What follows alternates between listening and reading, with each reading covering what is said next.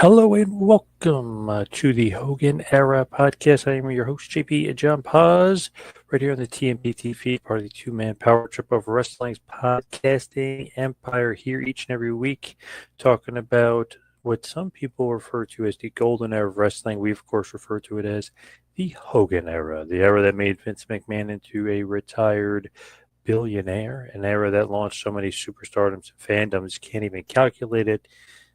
Like we've said a million times on this show, not only are we talking about the Immortal Hulk Hogan, talking about other greats like Roddy Piper, Macho Man, Andre the Giant, the Ultimate Warrior, Sergeant Slaughter, the Undertaker, Big Boss Man, the best IC champs, the best tag team champs, the best gimmicks, the greatest enhancement talents, even covering some of the not so great gimmicks, not so great champions, and maybe not so great enhancement talent. We're covering the gamut from A to Z. This week is going to be a little different, and it's obviously a bit of a whirlwind, still pretty fresh in my mind about what's going on, but rest in peace to the immortal Hulk Hogan. Can't even believe I'm saying it. Legit never thought I would ever even dream of the day where the immortal Hulk Hogan passes away. But man, this one hit me hard. This is probably the worst of all the wrestling deaths, and there's been some really bad ones. Obviously, Owen Hart, Benoit. Obviously, before we kind of found out what happened, Benoit was a big shocker. Macho Man Randy Savage, Ultimate Warrior, Roddy Piper, Dusty Rhodes. I mean, there was been some really, really just shocking ones that really get you. This one got to be the absolute worst for me personally. Be a lifelong Hulkamaniac. I'm 42 years old, so obviously living, breathing Hulkamaniac since basically 1984. Really, my dad was a fan; he was into it, and I just hooked. The first time I saw the Hulkster, absolutely fell in love with him.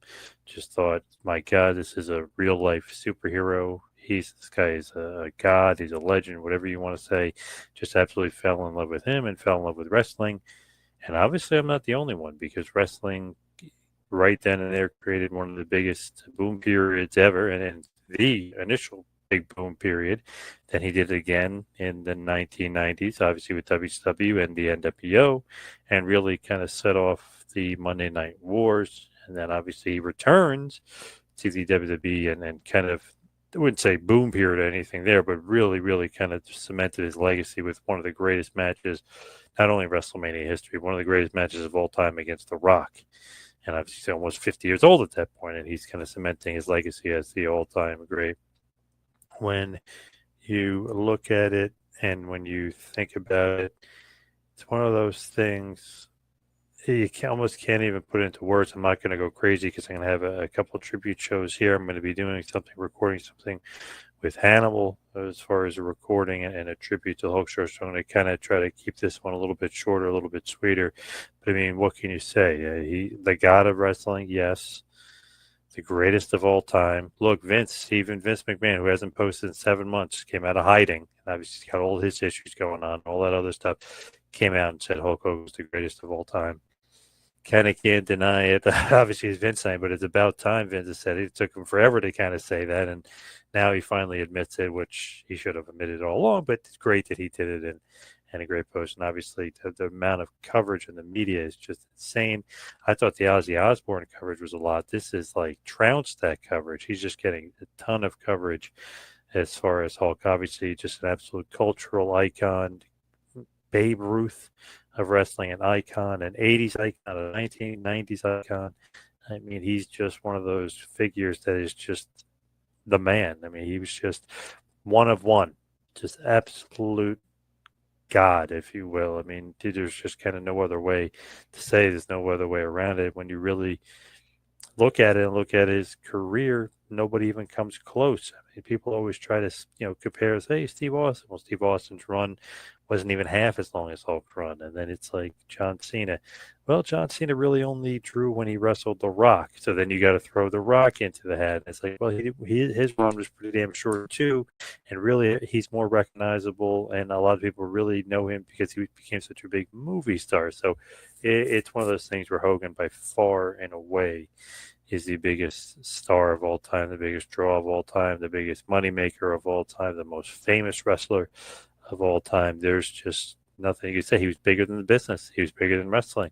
And obviously that was a big part of Vince trying to create the Ultimate Warrior and create these other stars during the Hogan era to try to surpass him. And no one ever could. No one could ever reach that height because, quite frankly, it's just a hard hill to climb. I mean, he's at that level where he's the biggest thing you're ever going to see, and anybody that comes after is going to be second fiddle. And it's no offense to them because they're all great in their own right, but they're not Hulk Hogan. He's just that much better than everybody else. Even when you kind of compare a recent guy in the first really technically, inflation, everything else, but the first technical $1 billion champion, and maybe the biggest draw money wise, Roman Reigns. You kind of throw him out there. He doesn't hold a candle to the Hulkster either. So it is really just remarkable just to say that I'm talking about some of the biggest names ever in the history of the business, some of the greatest of all time, and they don't even hold a candle to Hulk Hogan. You want to talk about Mount Rushmore? If you have a Mount Rushmore and he's not on it, you're nuts.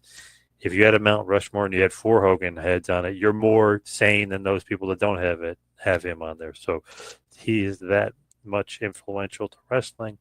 Without Hulkster, or there's even people covering wrestling that are covering wrestling now. Are they even doing it to this extent? Are they even be able to make money in the business? Or am I even going to be podcasting here talking about wrestling without the Hulkster? It's one of those things where probably not. I mean, he's just one of those guys that are just one of the all-time greats, above the all-time greats. A legend amongst legends, a god amongst gods. I mean, there's no other, cliche that I can say that's bigger than what I'm saying now, just about the Hulkster and how much of a legend he was and how much of a god he was. It's one of those things when you really just kind of put it into perspective and you really just sit back and think about it and think about legacy. It's like, what is his legacy? His legacy is that there would not be wrestling the way it is today without Hulk Hogan. I mean, he made it a global phenomenon. Just unbelievable. What a run. I don't think I'd be a wrestling fan today without the Hulkster. I wouldn't have been a wrestling fan back then. There's no WrestleMania. There's no SummerSlam. There's no Survivor Series. There's no Royal Rumble. He's the one that put it all together, obviously with Vince's vision, but Vince puts the wrong guy in that spot, and we're not even talking today. I mean, that's how crazy it is. Put it this way. Without Hulk Hogan, Vince McMahon is back selling hot dogs, homemade hot dogs, at a hockey rink in New Hampshire. That's how big he was. Without, and I know this is a great line that Hulk used on Eric Bischoff as far as the NWO, but without Hulk Hogan, Eric Bischoff is selling meat in the back of a truck in Minneapolis, brother. I mean, it's just crazy what Hulk meant to wrestling and what he meant to all these guys and these big figures and everybody else. Jake the Snakes and the Ted DiBiase's and the Macho Mans. They were able to make so much more money in the business with Hulk Hogan than versus without him, obviously. So, man, I'll be doing some more tributes and talking about him some more throughout the week. But my God, what an absolute terrible loss. Just completely shocked and saddened by it. Prayers and condolences out to his family and close friends. Just, man, this one definitely hit hard. R.I.P. to the Immortal Hulk Hogan. If you're looking for something to watch, check out the WWE Vault. They were right on top of things like they always are. They're posting a lot of great Hogan stuff. Watch the Andre WrestleMania 3 match. Watch 1984 January 23 Madison Square Garden. Watch all the matches with Macho Man. Watch the Ultimate Warrior, WrestleMania 6. Watch WrestleMania 18 versus The Rock. There's just so much great stuff. Hogan and Mr. T, WrestleMania 1 versus Piper and Orndorff. There's just so many awesome stuff to check out. But let's wrap it up and hit the plugs because I will be talking a lot more Hogan throughout the week.